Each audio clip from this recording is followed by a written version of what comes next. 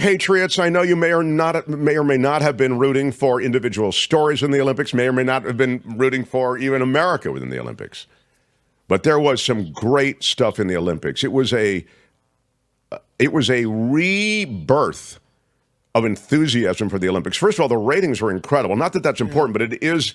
I mean, we don't care, right? We don't have a piece of NBC or whatever, but it is an indication of the public's appetite for it, right? And apparently, one of the things they did is they flooded the different streaming services with your ability to watch any number of events in real time. This is not what they usually do.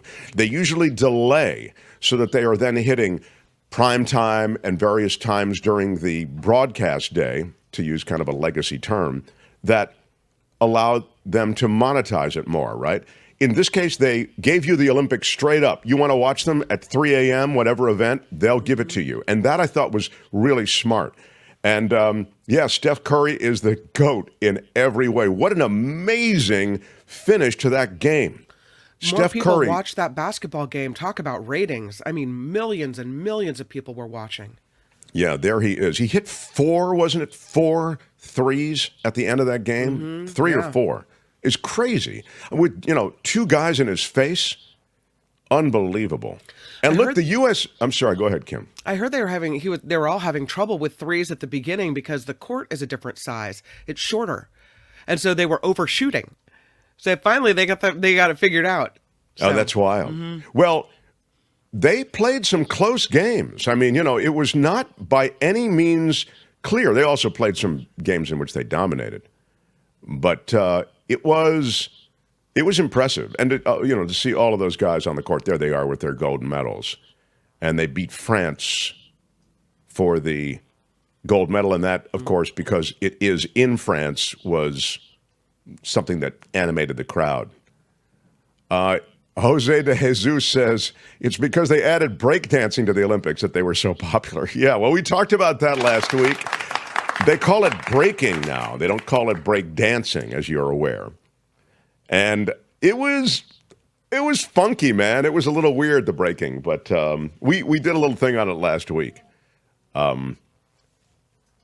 This is interesting. I didn't know that. There is the breaking. Thank you, Tony. And what was the controversy, Kim, about the one breaker? She was not. It was her awkward, weird moves. It wasn't really, it was kind of a joke. I see. Her name was Raygun. Her nickname. She came in and did these kind of, I don't know, basic moves. It wasn't very Olympic. Yeah. It's the je ne sais quoi, says, I don't know. I mean, if any place for je ne sais quoi, it would be Paris. I know that she was vilified. She was definitely, but a lot of, I saw one post from one of the judges, Nigel, from So You Think You Can Dance, which is a show on Fox. And he said, I love seeing breaking in the Olympics, but any one of even the worst competitors in So You Think You Can Dance would be better than any of these medalists, which is kind of weird. Snoop is the reason for the increased views. Wow. Yeah. Thank you, Santi. So anyway, awesome. It's very amusing. I mean, he would pull you in if you weren't really interested. You see a clip of Snoop, looking at table tennis or whatever it is, and immediately you want to see more. Yeah. R. Herrera says, Mark, it has always been called breaking, FYI. Thank you. I didn't know that. I mean, I just know that people call it break dancing. So I thought the breaking was kind of cool, says Doug. Speaking of cool, there is Snoop wearing the glasses.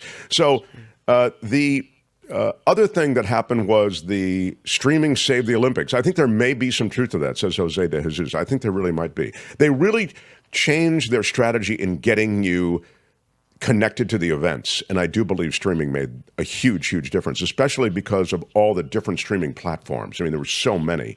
You were able to, you could watch archery, wrestling, discus throw, whatever it might be.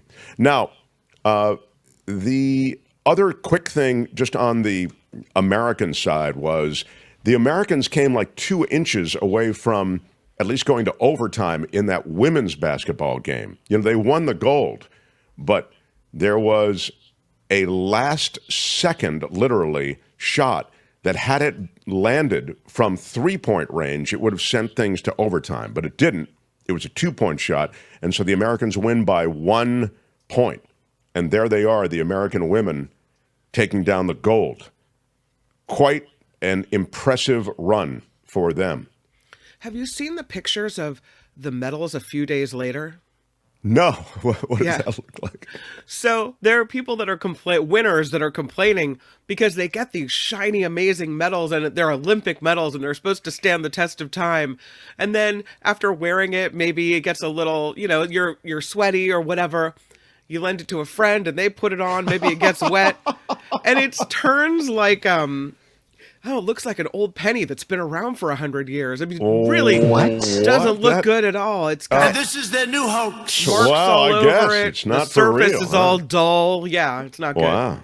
Well, I'm sorry to hear that. It's got a piece of the Eiffel Tower in it. Yeah, it was a great idea. See, look, I mean, it's all like dulled and brown on the other side. Yeah, that's wild. Well, maybe it'll make, I don't know. I'm sure there's some handout or website where they'll get you, the care and cleaning of your medal. Quickly show them the finale, Tony, because we don't have a lot of time, but show them a couple of pictures from the finale. The finale, by the way, Tony is brilliant, as you know, hustling images and hustling, Thanks, Tony.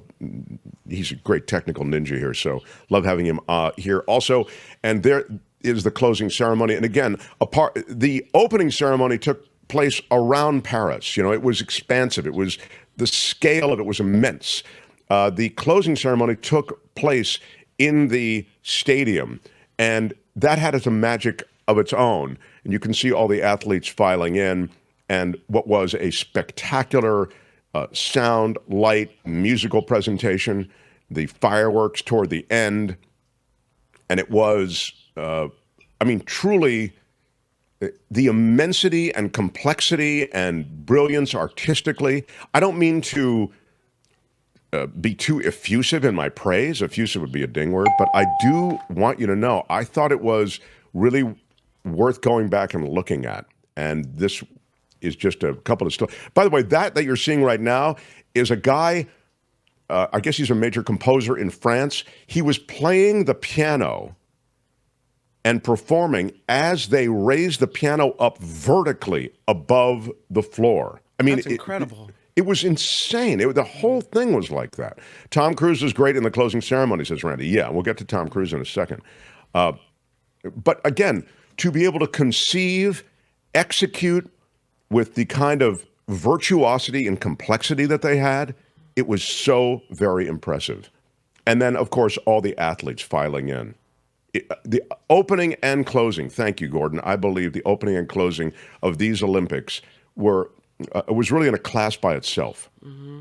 Best I've ever seen, says Dillette. I agree. So there it is, USA athletes jubilant. And go ahead, we've got to move on. So, yeah, piano upside down. So there was Tom Cruise at the end. Now, again, you could see Tom Cruise as like a gratuitous kind of add-on, like why do you have him there? Gratuitous is a ding word. But I would say that the way they used him was brilliant. It was anything but gratuitous. They actually played him into dropping him into the stadium, which is, of course, super dramatic and theatrical. Then he goes to Karen Bass, the mayor of L.A., and she's holding that Olympic flag. There it is, also with the Olympic Committee member there. And he got the Olympic flag from Bass, and now he takes it on his motorcycle, right, which is waiting for him, and he rides out of the stadium, does Cruise. And now with the flag, he's riding through Paris on that motorcycle. I mean, it was spectacular. And then he's riding through Paris on the motorcycle to a plane where he rides onto the plane. There he is going through the crowd. I mean, and it was real. I mean, it was the kind of exuberance that you were seeing from the crowd was tremendous. And he takes the flag and the motorcycle and he rides onto a plane, like one of those major transport carrier type planes. And it flies him, and obviously this is all pre-recorded. This part's pre-recorded. That plane flies him ostensibly to, or supposedly to, Los Angeles. And in Los Angeles, he then turns the flag over to those waiting in LA, because LA is where the 2028 games will be. And there you could see it on a sunny beach in Los Angeles.